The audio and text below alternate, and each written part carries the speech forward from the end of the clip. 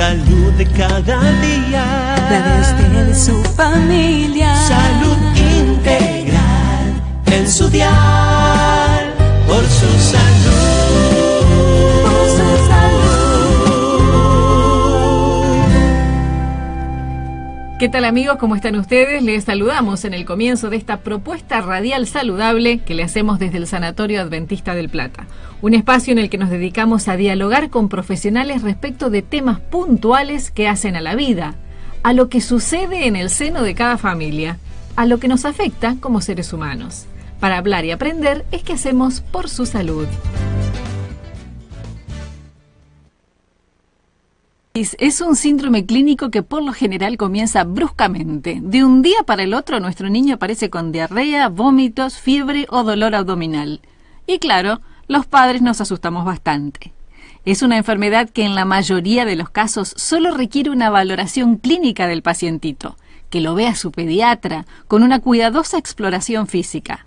Sin embargo, hay casos de niños que requieren una internación cuando algunos de los síntomas se agudizan, o en los casos de que se trate de niños con alguna inmunodeficiencia.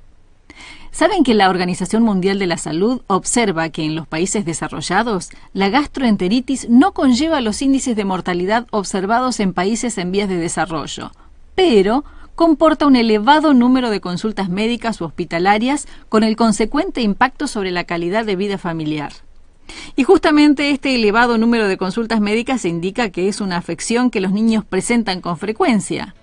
¿Dónde y cómo la contraen? ¿Será que estamos exponiéndolos a ambientes que son perjudiciales? ¿Podemos hacer algo para mejorar este aspecto?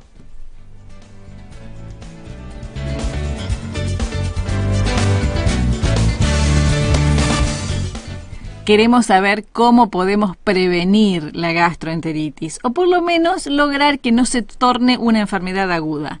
Para facilitar el abordaje de este tema que tan frecuentemente se presenta en los niños, entender hasta dónde debemos preocuparnos los papás, cuáles son los pasos más apropiados a seguir y conocer las opciones terapéuticas que tenemos a nuestro alcance, dialogaremos hoy con la doctora Viviana Brunetti, médica especialista en pediatría.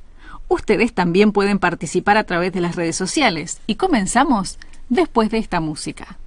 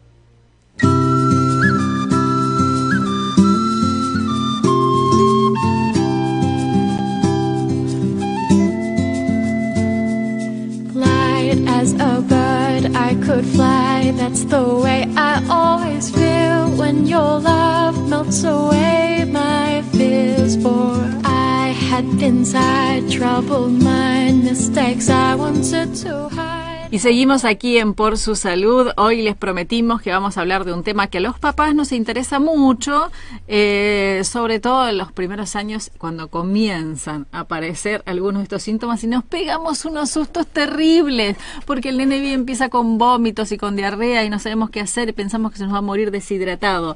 Para hablar de este tema de las gastroenteritis, invitamos a la doctora Viviana Brunetti. Muchas gracias por acompañarnos, doctora, bienvenida. Muchas gracias a ustedes, Susi, por invitarme. Doctora, nos pegamos unos sustos bárbaros con las primeras. Después, tal vez, las siguientes reaccionamos un poco mejor luego del consejo de ustedes los profesionales. Pero, ¿qué es esto de las gastroenteritis? Bueno, cuando hablamos de alguna patología siempre es bueno definirla. Uh-huh. Gastroenteritis o gastroenterocolitis habla de un proceso inflamatorio. Uh-huh. Como bien nos suena, lo que termina en itis, Ajá, habla de inflamación. Exacto. Gastro, inflamación del estómago, entero del intestino delgado, y colitis, inflamación del intestino grueso. Uh-huh. Y los síntomas tienen que ver con la inflamación de estos órganos justamente. Como vos bien decías hoy, vómitos, dolor abdominal, diarrea y, como cualquier proceso infeccioso, fiebre también. Uh-huh. Entonces cursa con estos síntomas, asustan, son desagradables, sobre todo cuando nuestro niño es pequeño y no sabe referir su sintomatología. Claro. No sabemos qué le pasa, ¿no? Vemos algunas cosas, pero no sabemos qué le duele. Exactamente. Es Y no complicado. siempre empiezan con el cuadro florido. Pueden empezar con los cólicos, con el dolor abdominal primero. En los niños más grandes que saben referir síntomas pueden tener dolores de cabeza, que lo dicen, en cambio el niño pequeño no. Uh-huh. Y la fiebre es tan inespecífica que puede ser causa de muchos otros problemas infecciosos. Uh-huh. Y es cuando los pediatras decimos esa famosa frase que a los papás a veces no les gusta mucho, está incubando algo. Claro. Y entonces sí, efectivamente puede estar incubando este proceso Uh-huh. infeccioso. Uh-huh. ¿Y de dónde surge esta enfermedad, digamos, entre nosotros? ¿Cómo se le puede pescar el chico a esta enfermedad? Primero hay que definir si es una gastroenterocolitis de causa infecciosa Uh-huh. o no. Uh-huh. Porque hay situaciones en las que estos mismos síntomas lo puede dar algún proceso de malabsorción, de mala digestión. Pero la más frecuente es el proceso infeccioso, ¿no? Y la vía siempre es la oral, ya sea por Uh-huh. alimentos contaminados, por agua, y los niños pequeños que se le cae el chupete al piso, lo vuelven a tomar, llevan un juguete a la boca, y luego otro niño toma ese mismo juguete y lo lleva a la boca. Uh-huh. Los gérmenes causales se pueden eliminar también a través del vómito, entonces lo que Uh-huh. contamina el vómito está con gérmenes, o a través de la materia fecal. En ese caso el pañal debe ser tirado dentro de una bolsa, atado, y eso otra vez en otra bolsa, limpiar con lavandina lo que se ensucia y lavarse obviamente bien las manos antes y después de cambiar al niño, y obviamente de manipular alimentos o cosas que vayan a ingerir. Claro. Obviamente, por lo que menciona, los chicos se lo pueden contagiar en lugares públicos, en lugares donde comparten con otros niños. Ese puede ser, bueno, o sea, un niño puede ser el origen, digamos, de una cadena de chicos que se pueden contagiar o pueden tener Sí. estos síntomas más o menos agudos, ¿no? Efectivamente, se da generalmente en epidemias. Entonces, cuando viene un niño, bueno, obviamente es un primer caso, a veces con los colegas nos comentamos, mira, está viendo bastante gastroenteritis, abramos los ojos, o la mamá te dice, sí, en el jardín o en la escuela han habido casos. Uh-huh. Generalmente se da en forma, no digo epidémica por la connotación de la palabra, pero sí se dan varios casos a la vez. Uh-huh. ¿Y se da que hay distintas etapas, digamos, de la enfermedad? O sea, ¿podemos decir que hay unas gastroenteritis que son más o menos agudas que otras? Por definición, y hablando básicamente de lo que es la diarrea, que es el síntoma que más persiste, podemos decir que una diarrea es aguda cuando dura hasta 2 semanas. Es Entonces mucho eso tiempo. es mucho tiempo. Generalmente los vómitos cortan antes porque además existe el riesgo de la deshidratación. Claro. Pero por definición, una diarrea de evolución rápida puede durar hasta 2 semanas en el niño. Uh-huh. Y en caso necesario, entonces se lo hospitaliza el chico, ¿no? Sí, el mayor riesgo de las gastroenteritis en realidad es la deshidratación, porque es un proceso autolimitado. ¿Esto qué quiere decir? Que se cura solo. Uh-huh. Entonces el germen hace su ciclo, y el germen va a depender si va a ser una bacteria o un virus según la estación en la que estemos, pero hace su ciclo y la enfermedad se termina. pero los signos y síntomas que sí pueden condicionar o comprometer la salud del niño es la deshidratación, sobre todo en los niños muy pequeños. En horas se pueden deshidratar. ¿Y cuál es esa variación en los climas que menciono? Generalmente en el invierno la causa más frecuente de gastroenteritis es la causa viral. En cambio en el verano, o la famosa diarrea estival, es bacteriana. Y la carga bacteriana va a depender la sintomatología que dé de la persona que la contagie, digamos, que lo tenga. Entonces no es lo mismo una carga bacteriana en una persona adulta que en un niño pequeño. En los niños pequeños los síntomas siempre son más floridos.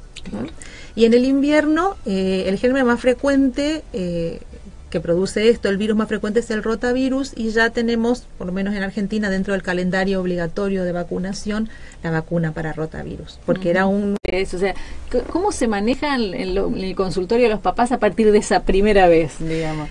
Generalmente, como vos decías, da mucho susto porque acuden al consultorio después de que el niño pasó, por ejemplo, la noche vomitando. Entonces, lo que más le importa al papá en ese momento es sacarlo del cuadro agudo, que el chico no desmejore, que empiece a tolerar, que esté bien, ¿no? Y después vienen las preguntas de por qué pasó esto, dónde se pudo haber contagiado, y evidentemente y de hecho no vuelve al colegio perdón, o a la guardería hasta que no está resuelto el cuadro, no solamente porque puede contagiar a otros niños, que de hecho lo puede hacer, sino porque el niño también está, el paciente, en este caso el enfermo, está vulnerable y puede además estar propenso a pescarse alguna otra infección. Queremos saber puntualmente algo, bueno, ya lo mencionó, pero ubicarnos más dentro de casa y ver qué podemos hacer dentro de casa una vez que está el cuadro establecido y que tenemos al pacientito, y capaz que el pacientito tiene hermanos, cómo podemos manejarnos en casa. Así que vamos a hablar de eso, si les parece, después de esta pausa musical.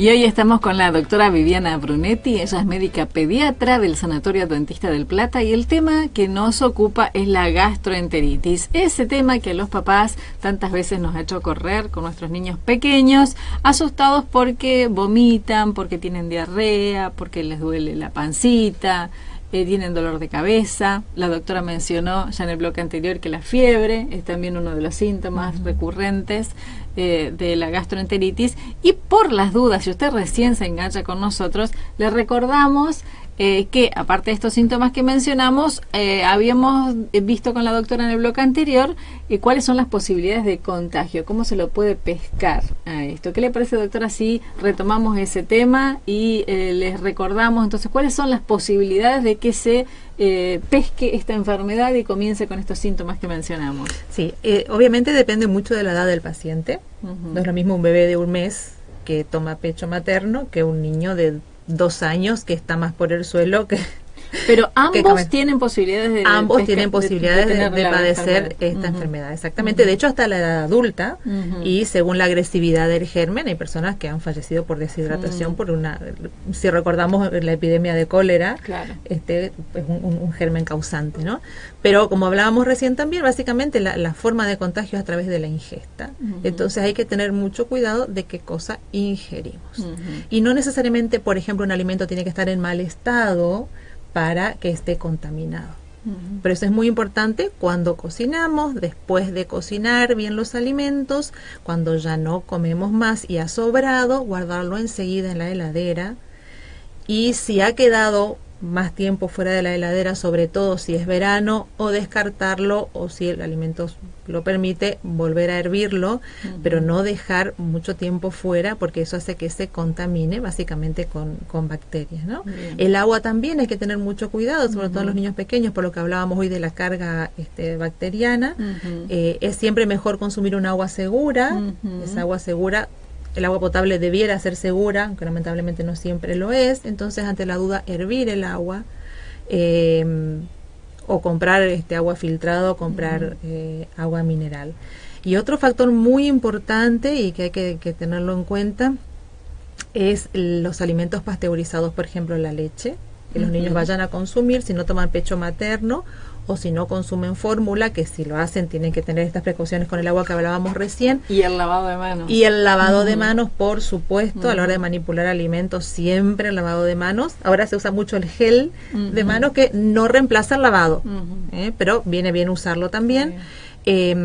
Las leches pasteurizadas y no la leche de campo, hervida, porque Argentina es endémica en esto, que es una enfermedad que se llama síndrome urémico hemolítico, producido por un germen que es la Escherichia coli, y esto ha costado la vida de algunos niños y en algunos casos también la función renal. Entonces tenemos que cuidar mucho qué alimentos ingerimos. Sí, ya estamos hablando de algo grave allí, ¿no? Exactamente, pero empieza con un cuadro de gastroenteritis común y silvestre, ¿no? Los bebés que toman pecho, como te digo, es menos probable que se contagien, aunque también lo pueden hacer por un chupete que se contaminó, algún adulto que le dio algún beso muy cerca. No hay que besar a los niños en la cara y mucho menos cerca de la boca. Los niños que toman biberón hay que tener mucho cuidado también con lo que es la esterilización de los biberones. Limpiar bien por dentro con un cepillo, no solamente hervir las mamaderas, porque a veces que el biberón se pasa hirviendo, que está bien, pero también a través del proceso mecánico del cepillo quitar todo residuo orgánico, porque eso también es lo que se puede contaminar y producir la carga bacteriana que después el niño va a ingerir cuando toma. Estos son detalles que parecen tan pequeños, pero son muy importantes. Son muy importantes a la hora de los resultados, ¿no? Exactamente, porque es algo muy simple de evitar. De hecho, y como vos bien decías, en los países desarrollados, los chicos prácticamente no mueren por esto, pero sí lo padecen. En los países subdesarrollados o en vías de desarrollo, todavía hay chicos que fallecen por esto. Claro. Y es una situación absolutamente prevenible y otra tablet. En general, por ahí la prevención, sobre todo si el niño, a ver, la vida nos ha llevado a que los niños cada vez desde más pequeños concurran a jardines, a lugares donde ya se hace habitual, porque van todos los días, o de lunes a viernes, y hay un grupo más o menos fluctuante de chicos, y no sabemos si todos tienen las mismas condiciones de higiene. También están las maestras que participan, y que a veces en el montón de actividades, alguno de estos detalles que mencionamos referidos a la higiene se les puede pasar. Entonces son como los lugares óptimos, digamos, para que se desarrolle la enfermedad, ¿no? Sí, y en realidad, hablando de lugares óptimos, el lugar óptimo donde debe estar un niño es su hogar. Yo le digo a las mamás, y por eso lo digo ahora al aire, que las guarderías son un mal necesario, y el hecho de que sean necesarios no lo hace menos malo, y no porque las maestras sean malas o porque no tengan un cuidado adecuado, sino porque no es el ambiente natural para un niño. Un niño no es lo habitual que hayan, por ejemplo, 5 o 7 niños de un año en una misma habitación, tal vez con 2 personas que los cuiden. A veces como mamás no podemos con uno solo. Sí. Y entonces que unos hay que cambiarlo, que al otro hay que hacerle la mamadera, y no me dio el tiempo de lavarme las manos, y no podemos decir nada porque o sea, debieran hacerlo, pero a veces se nos va de las manos esas situaciones. Sí. Entonces, si uno puede evitar, si la mamá está en la casa o puede conseguir a una persona de confianza que cuida a su hijo en la casa, lo ideal es que el niño esté en el hogar. Y habíamos mencionado en el bloque anterior que justamente queremos dedicar un tiempo a hablar de qué pasa dentro de casa. A ver, tenemos uno de los niños de la familia que puntualmente contrajo la enfermedad, está cursando los síntomas, sabemos que tenemos que tener ciertos cuidados, pero ¿cuáles son los específicos cuidados que tenemos que tener dentro de casa una vez que ya tenemos la enfermedad adentro? Pero para cursarla de la mejor manera posible, digamos, ¿no? Como te decía, los gérmenes se eliminan por la saliva, o sea, a través del vómito y por la materia fecal. Entonces, el niño no lo vamos a tener aislado, como en el caso de una varicela, que lo pueden hacer a través de la gotita de flush, cuando estornudan, cuando hablan, cuando tosen, pero sí no compartir sus cubiertos, no compartir sus vasos, ni hablar del biberón, hablar del biberón o del vasito con piquito, porque cuando hay niños pequeños, toma uno, después el otro, el chupete, que los niños traten de no estar jugando, compartiendo ciertos juguetes que toma uno y después el otro, porque como decíamos hoy, los chicos se llevan los juguetes a la boca.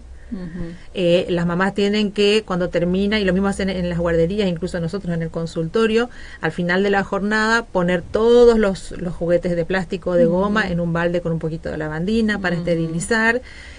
Hablamos también del pañal, tirarlo dentro de una bolsa, dentro de la bolsa de residuos, y donde el niño contaminó, ya sea con materia fecal o con el vómito, limpiar con lavandina esa área y tratar de mantener el piso también, por lo menos esos días, no solamente con algo desinfectante, sino antiséptico.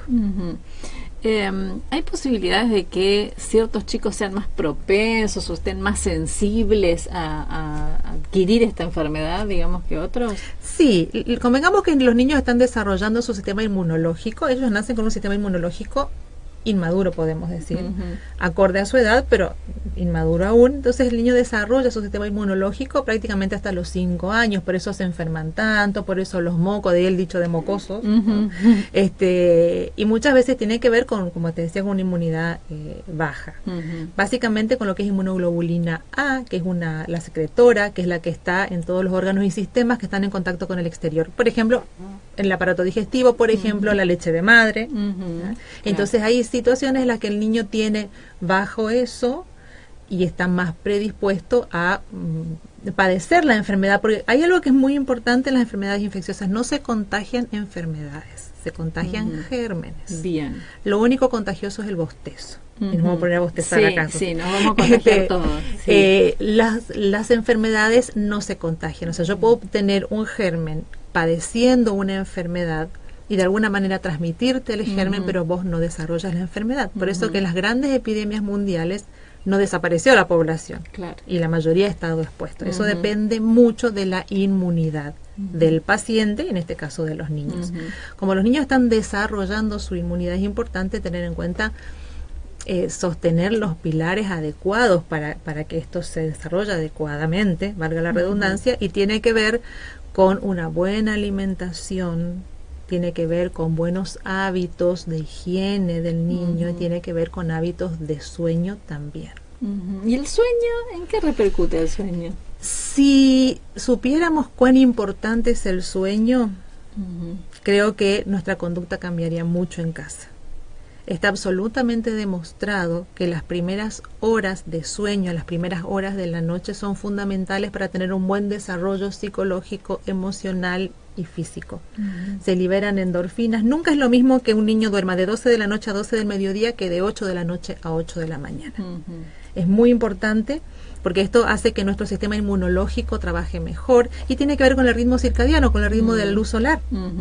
Los animales, si vemos la naturaleza, el segundo libro de Dios, exacto, se pone el sol y se van a dormir, salvo que sean animales crepusculares, pero en general es así. Y nosotros los seres humanos inventamos la luz y nos quedamos hasta muy tarde. Y muchas veces los niños, lamentablemente, bajo los estímulos de las pantallas, que eso los estresa, le produce un estrés crónico, sumado a la falta de sueño, y los inmunodeprime. Los niños deben dormir temprano, 9, en el verano 10 cuando el sol se pone tarde, pero no más allá de ahí, y deben levantarse temprano también. Cuénteme en secreto, así entre nosotras, ¿se habla de este tema en los consultorios? Yo sí, insisto mucho. Muchas consultas son: el nene se enferma, siempre está con tal o cual patología, y uno empieza a indagar hábitos, y generalmente es por desconocimiento de los papás o por formas de vida. Bueno, yo llego tarde del trabajo. Bueno, ver la manera de que el ritmo de vida de los papás no afecte la salud del niño. Pero insisto mucho, yo considero que la pediatría y el consultorio de pediatría es el mejor lugar donde uno puede hacer prevención. Si nosotros inculcamos buenos hábitos de higiene, de alimentación, de sueño, de actividad física, estamos previniendo un montón de enfermedades a futuro que hoy día están costando no solamente vidas, sino calidad de vida. Nos vamos, si bien estos temas se da para que como mamás además empecemos a charlar y mucho sobre un montón de aspectos, pero queremos que nos quede bien claro cuáles son los pasos que se siguen una vez que llega el pacientito con gastroenteritis al consultorio. ¿Qué se hace? ¿Qué opciones terapéuticas hay? Si se utilizan fármacos, si hay que pincharlo al nene, si hay que hacerle análisis, esas cosas queremos saber. Todo esto después de la pausa musical.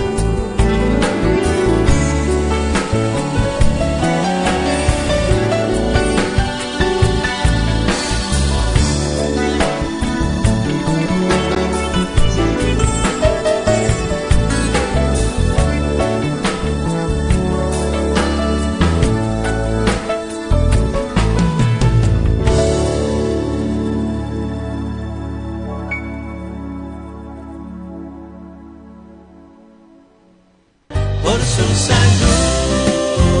Por su salud.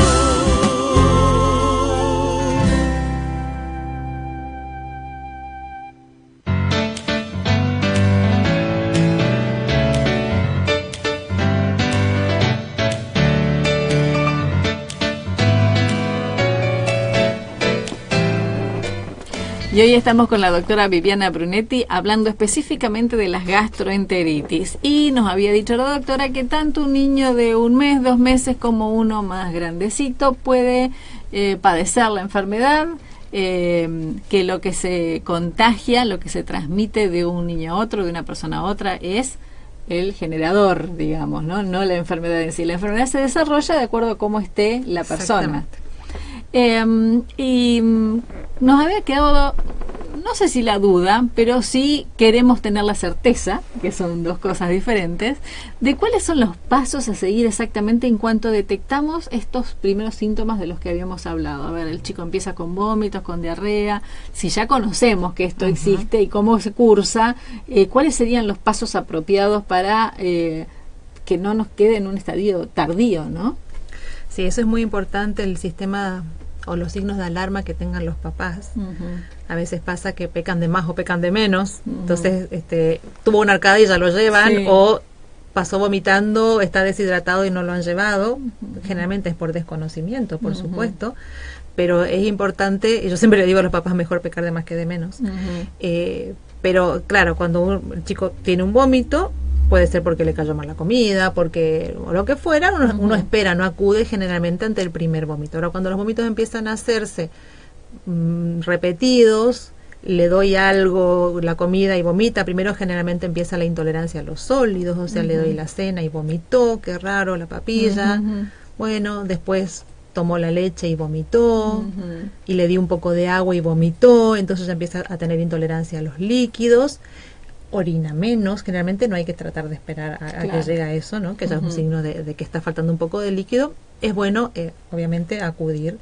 Como decíamos, el tratamiento no es etiológico, o sea, no se da un tratamiento para matar el agente que lo produce, sino que se hace un tratamiento de sostén.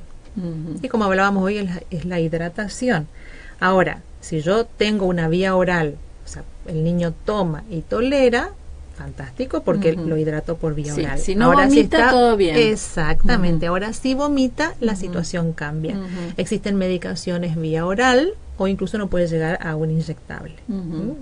Generalmente acá usamos la metoclopramida, que es la droga, que se puede dar, como te decía, en gotitas orales.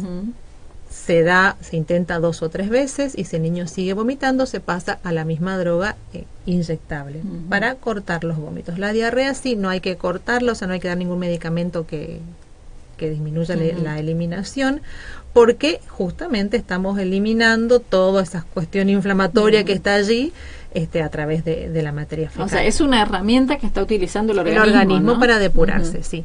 No se usan los niños ni carbón activado, ni crema de bibuto, ni esas cremas que tienen un montón de medicamentos juntos. No, de hecho está contraindicado. Bien. Entonces sí se insiste en la hidratación a través de una vía oral permeable, o sea, que el chico tolere y no vomite. O en algunos casos donde el balance sea positivo. Esto quiere decir que si el bebé o el niño ingirió 2 vasos de agua y una mamadera y vomitó un poquito, bueno, quedó más adentro de lo que salió. Y por supuesto controlar cuánto orina. Si usa pañales, cuán cargado esté el pañal, o si avisa para ir al baño, bueno, controlar que orine, porque los riñones ahorran agua, reabsorben esa agua porque está entrando menos. ¿Y qué pasa cuando no puede tomar líquidos? Cuando no tolera, no le queremos dar la mamadera o el vasito con agua, o sea, y nada, todo lo vomita. Todo lo vomita. Es bastante preocupante, bastante preocupante, y ahí tenemos que echar mano del inyectable. Y a veces incluso con inyectable no corta, o sigue siendo mayor la pérdida que la ingesta. Entonces en esos casos extremos, bueno, se le coloca una canalización, una vía, una venoclisis, y a través de ahí se le hidrata con suero. Pero siempre insistimos en que el tratamiento es la hidratación, ya sea vía oral Ujú. o vía parenteral. Ujú. Y cuando hablamos de hidratación, ¿es específicamente agua o algún otro Depende líquido? del estado de deshidratación del niño. Si el niño no está deshidratado, llora con lágrimas, todavía orina, bueno, la idea es insistir con agua. Ujú. Yo no soy partidaria de las gaseosas, Ujú. porque uno dice, bueno, tal o cual marca, sacarle el gas, Sí. no, Ujú. la hidratación debe ser agua. De hecho, debe ser la bebida que los chicos beban todo el día y todos los días. Acostumbrarles el paladar. Exactamente, a que la usen. exactamente, Ujú. sí, deben beber agua, niños y adultos, ¿no? Ujú. Y al momento de la hidratación, para mantenerlos hidratados, agua. Si tenemos que hacer una rehidratación, el niño ya perdió líquido, ahora yo tengo que reponer, hay que tener en cuenta que el niño no solamente pierde el líquido, sino también pierde sales minerales, Ujú. tanto en el vómito como en la diarrea. Entonces, en ese caso se usan unas sales de rehidratación oral que vienen en sobres, que se prepara con el agua y se le va dando de a sorbos para recuperar el líquido perdido, y después de cada pérdida, por ejemplo, después de cada vómito o diarrea, se le aporta. Son de un sabor muy desagradable. Generalmente al chico no le gusta, salvo que esté realmente muy deshidratado, entonces con desesperación quiere líquido aunque sepa feo. Y bueno, lo ingiere en ese caso. Ujú. ¿Y con los alimentos sólidos? Con los alimentos sólidos, la idea es que el niño coma. Ujú. Por eso se le insiste en que coma, pero no se lo obliga, porque está inapetente. Ujú. Entonces, Se si el siente chico... mal, lloroso. Claro, y aparte se siente mal, le duele la panza y lo que Ujú. come lo vomita. Ujú. Entonces, no insistir tanto, ni obsesionarse con que coma. A veces viene la mamá, está muy flaquito, quiero que coma. A mí no me preocupa, va a bajar de peso. Y vos tampoco te preocupes, le digo a la mamá. Va a bajar de peso. Lo importante ahora y lo urgente es que se hidrate. Ujú.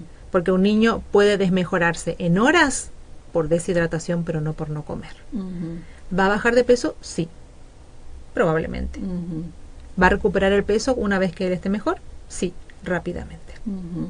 Entonces, insistir con los sólidos, básicamente alimentos de preparación sencilla y cocinados, Bien. en pequeños volúmenes, y que si no lo tolera, no nos preocupemos tanto, que tome líquido y ya va a comer. ¿Y cuánto puede tardar hasta que comienza a mejorarse y vuelve a la normalidad?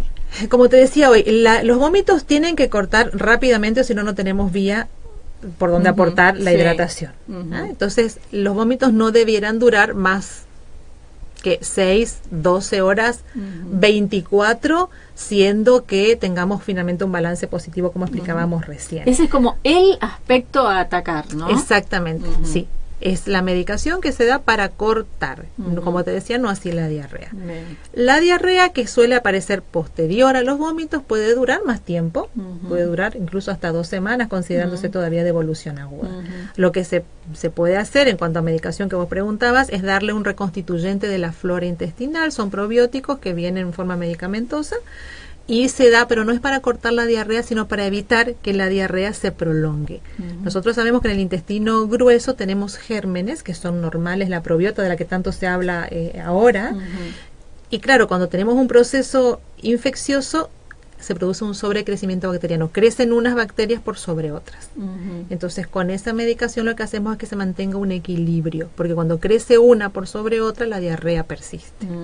Entonces, la idea con esa medicación es evitar que la diarrea se prolongue y recuperar ese ambiente adecuado, por decirlo así, lo antes posible. En algunos casos, no siempre se recomienda dar leche sin lactosa, Bien. porque en forma transitoria la sustancia que digiere la lactosa desaparece en forma transitoria. Entonces, por un periodo de 1 semana o 10 días se da una leche sin lactosa o parcialmente sin lactosa, y después ya vuelve a su dieta habitual. Ujú. En el caso de los bebés, obviamente, es como más crítico, ¿no? El asunto, que cuando los niños ya están más avanzados en edad. Sí, mucho más crítico. El bebé es 80-90% agua, y uno puede verlo deshidratarse Ujú. En pocas horas, tal vez, en ¿no? pocas horas. Ujú. Por eso hay que tener mucho cuidado con los niños pequeños. Ujú. No tienen margen. Y puede ser muy gordito y saludable, pero no está perdiendo grasa, está perdiendo líquido. Ujú. Entonces, en ese sentido, los papás de niños menores de 1 año y sobre todo menores de 6 meses tienen que tener mucho cuidado con esto. Sobre todo estar atentos a la signosintomatología, ¿no? A cuánto vomita, por cuánto tiempo, La leche de madre no se suspende, hablando de lactantes, porque Sí. de hecho es un alimento vivo que le está transmitiendo defensas, anticuerpos y demás. Igual un bebé amamantado puede enfermarse, por supuesto, pero la leche de madre es alimento y es remedio a la vez. O sea, que en eso es otro punto en el que tendremos que hacer hincapié, Insistir digamos. con la lactancia. Claro. No es indicación Siempre hablamos de la parental. importancia de la lactancia materna, pero digamos mostrar en Sí. algunas cuestiones prácticas, digamos, cuál es esa importancia, está bueno. Es una sangre blanca, yo le digo a las mamás para que lo Ah, entiendan, porque es ajá. un alimento vivo realmente, tiene anticuerpos, tiene un montón de sustancias que no solamente hacen al crecimiento saludable del bebé, sino que también lo defiende, los anticuerpos que la mamá genera contra ciertas patologías, se los pasa a través de la leche. A veces las mamás me dicen, ay, estoy resfriada, por ejemplo. ¿Le dejo de dar la teta? No, ponete un barbijo. Porque justamente los anticuerpos que vos estás generando contra ese resfrío, gripe, bronquitis, lo que fuera, es lo que le estás pasando y no el germen a través del pecho. Algo hablamos, pero queremos puntualizarlo para que los papás tomen nota. ¿Hay alguna manera, tenemos formas de hacer prevención contra la gastroenteritis a nuestros niños? Vivimos en un mundo contaminado, entonces es un poco difícil. Hablamos de las vacunas hoy, en los niños bien Sí. pequeños, pero sobre todo insistir con los hábitos de higiene, no solamente del lavado del cuerpo, de las manos, del ambiente, de las basuras. Hago un punto. Sí. Hay hasta formas específicas de lavarse las manos, ¿no? Bueno, es cuestión de pasar las manos por abajo de la Sí, canilla. totalmente. Ajá. Sí. Entonces, hay que digamos, estar los papás tienen que tener como una escuela, digamos, y ponerse a enseñarles estos detalles a los chicos, que es Sí. importante que lo adopten como hábitos de La vida. mejor manera en que un niño desarrolla un hábito es viéndoselo a los padres.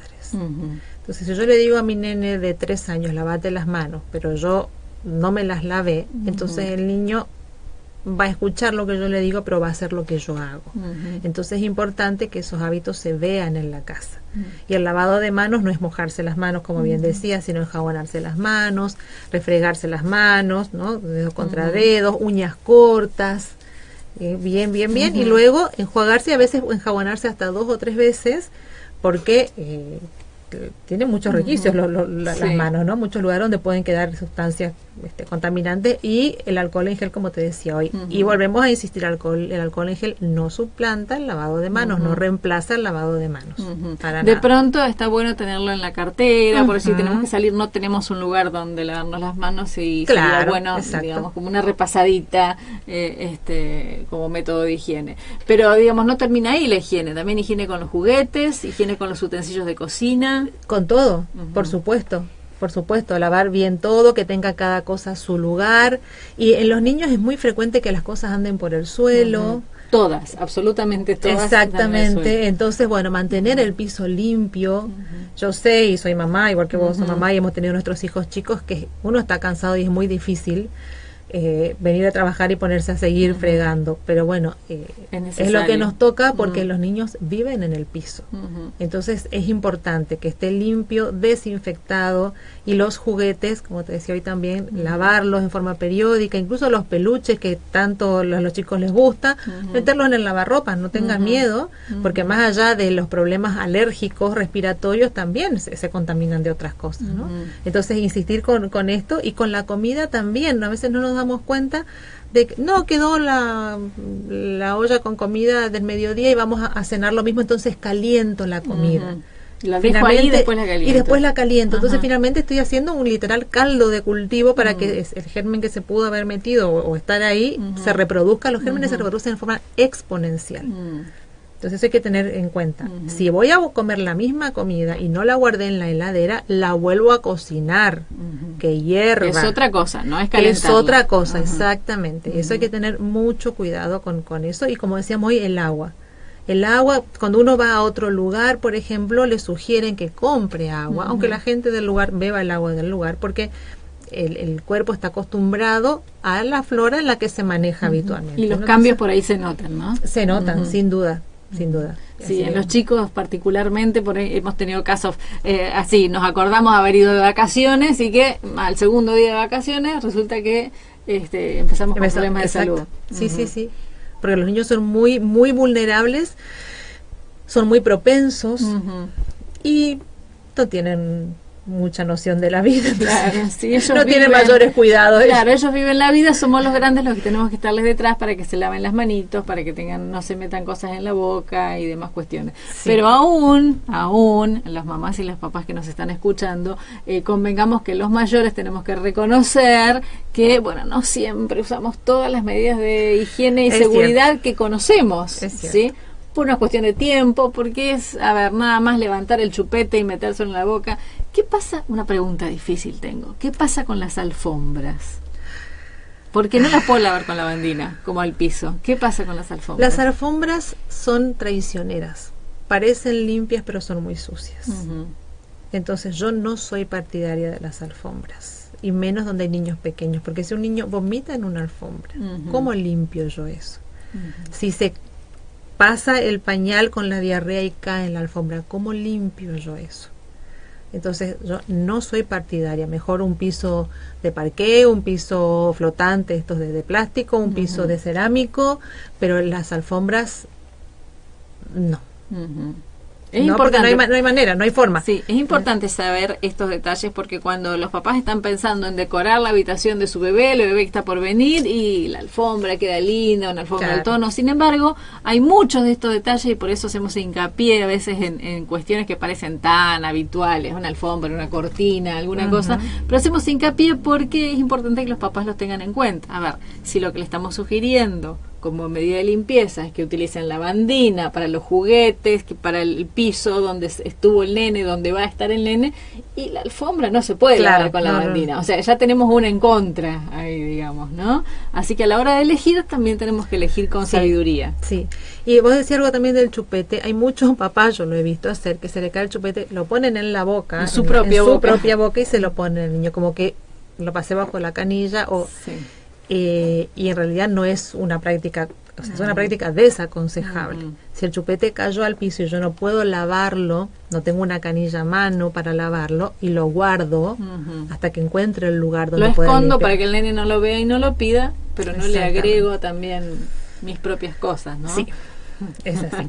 Con la doctora Viviana Brunetti hablamos hoy de gastroenteritis, todo lo que pudimos tocar, el tiempo se nos ha pasado rápidamente. Doctora, muchísimas gracias por la compañía de hoy. Un gusto. Espero que nos acompañen en alguna otra oportunidad porque, de nuestros chicos tenemos mucho para hablar. Estamos aquí en Por Su Salud.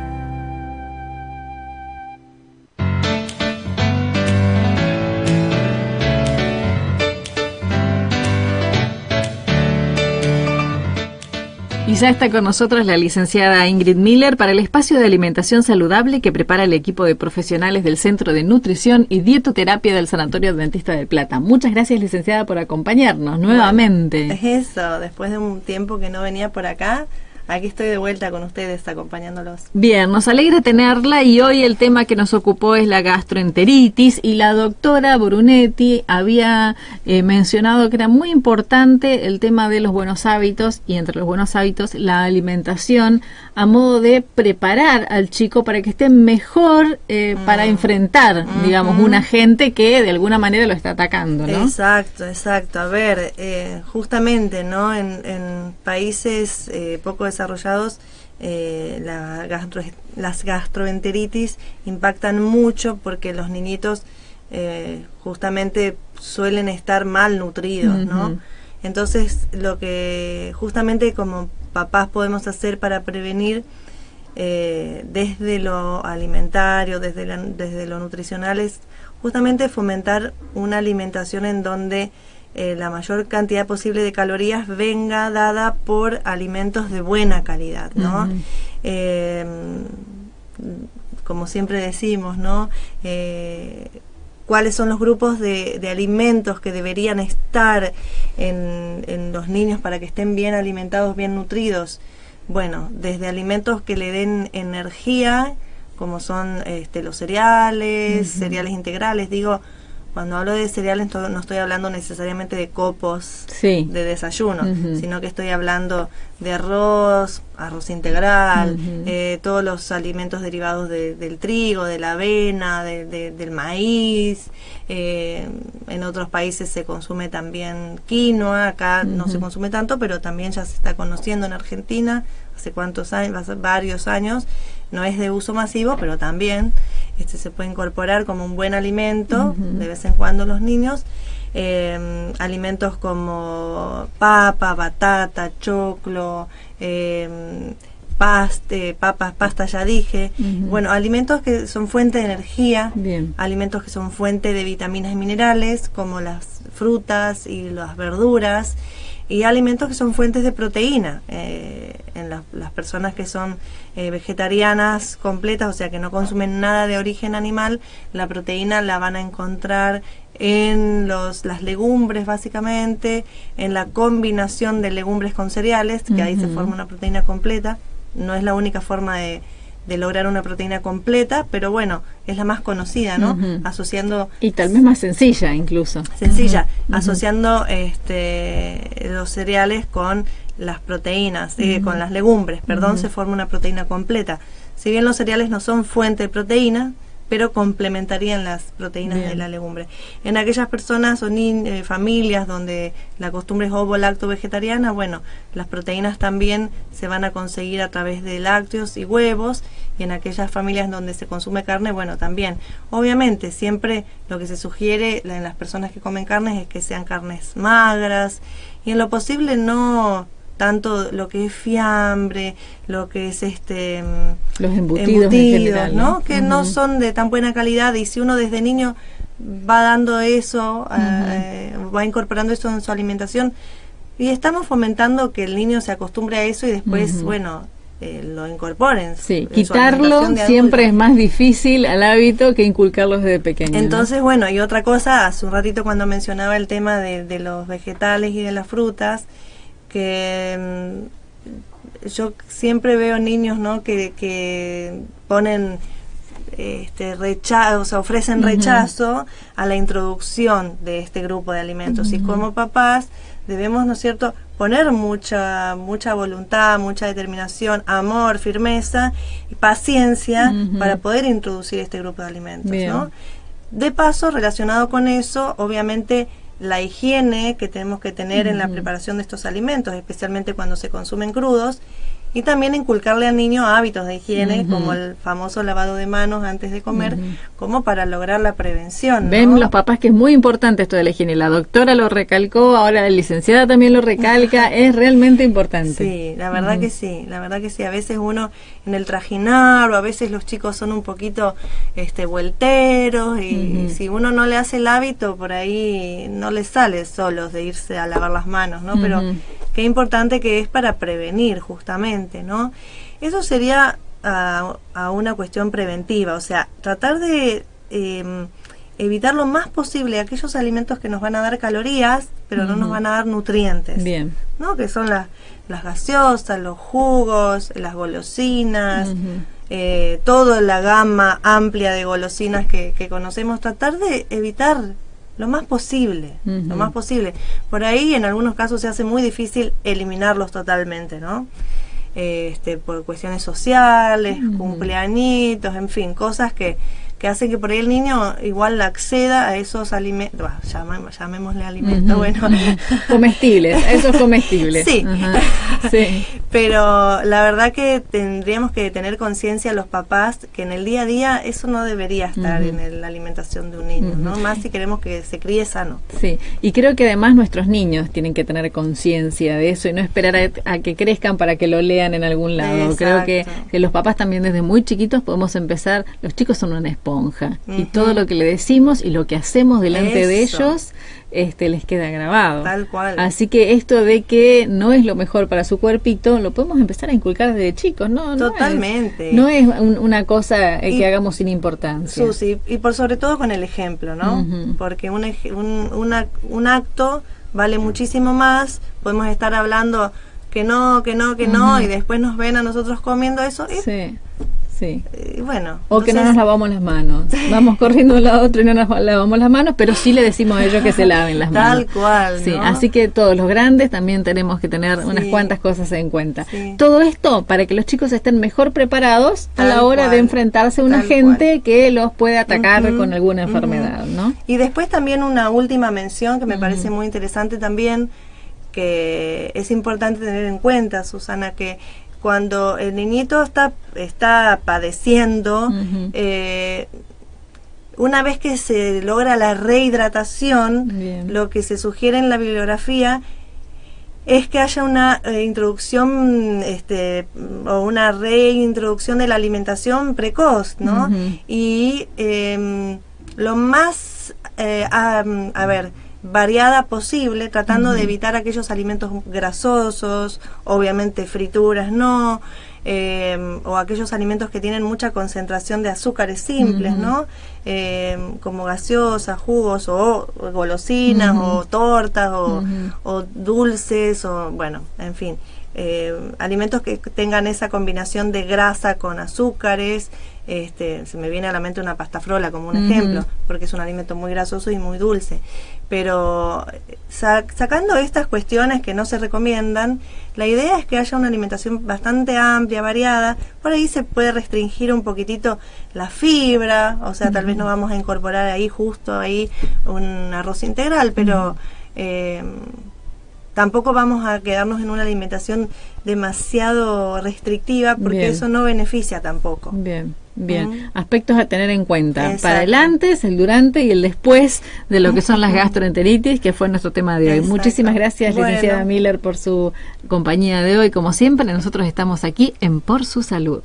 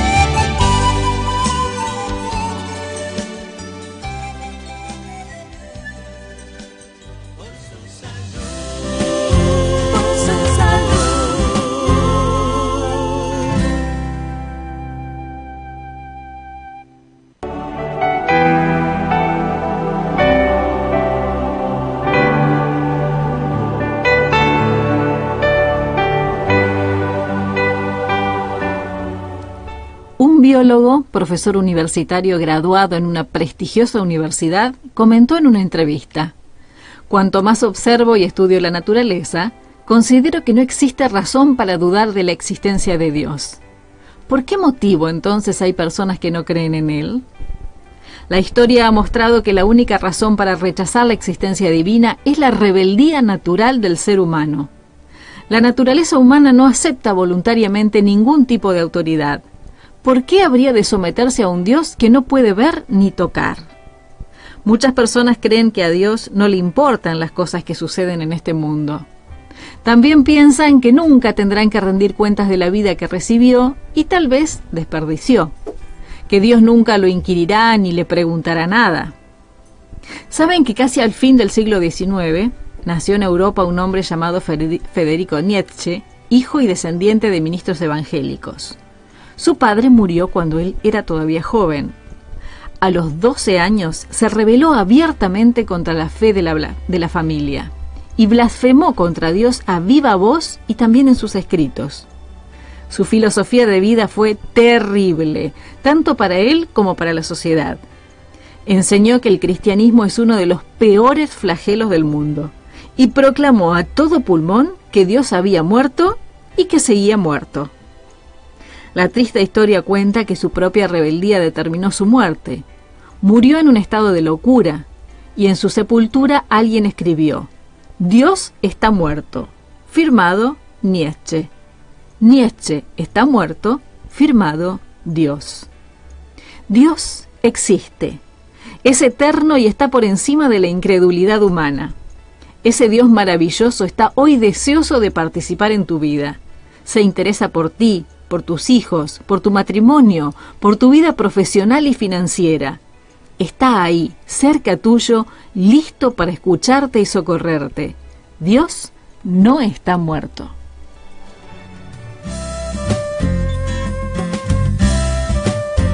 Por su salud de cada día, la de usted y su familia. Salud integral en su dial. Por su salud.